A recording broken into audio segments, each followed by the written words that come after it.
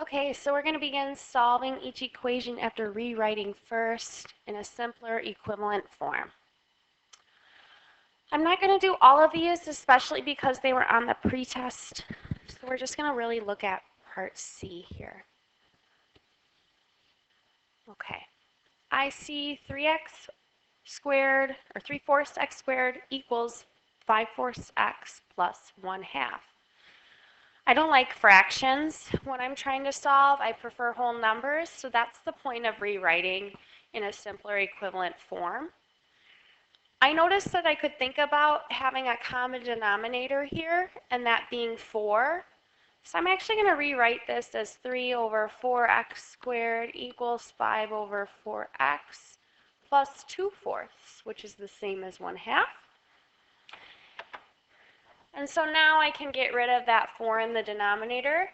If I multiply everything by 4, that will cancel to get 3x squared equals 5x plus 2. At this point, I see a quadratic, which is noted by the square. Whenever I see a quadratic, I need to get this equal to 0 to begin to solve. So I'm going to go ahead and subtract 5x and 2 from both sides so that I have it equal to 0, the equation equal to 0. 3x squared minus 5x minus 2 equals 0. Okay, for quadratics, now I either want to factor or use the quadratic formula. I'm not sure if factoring will work here, but we're going to try it first anyway. So I want to make my box and diamond. 3x squared goes here, negative 2. Multiplies to get negative 6x squared on top of the diamond and negative 5x in the denominator. Okay, so I need to think about two numbers that multiply to get negative 6x squared and add to get negative 5. I know 2 and 3 multiply to get 6, but they would both have to be negative to add to negative 5. And then if they're both negative, they would make a positive 6 instead of a negative 6. So it can't be 2 and 3.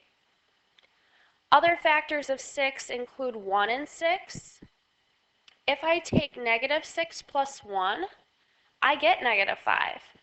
And negative 6 times 1 is negative 6 as well. So here's negative 6 and 1x. And I can take those and fill in the rest of my area model. So now I can pull out the greatest common factor. This first row, everything can be divisible by negative 2. The second row, an x. The first column, a 3x. And the second column's a 1. Now I have my factors. So I have 3x plus 1 times x minus 2. And this is replacing my standard form, so this is equal to 0. By zero product property, I can split this up into two equations, because anything times 0 is going to equal 0, meaning either 3x plus 1 equals 0 or x minus 2 equals 0. And you can solve by looking inside or undoing like I'm doing now.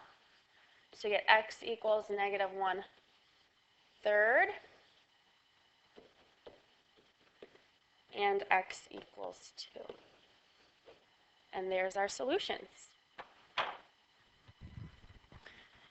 If you had a multiplier instead of a fraction here, you could always also divide. So I multiplied by 4, but if I had something where I had large numbers, I could divide out a greatest common factor as well. And that's solving by rewriting first in an equivalent form.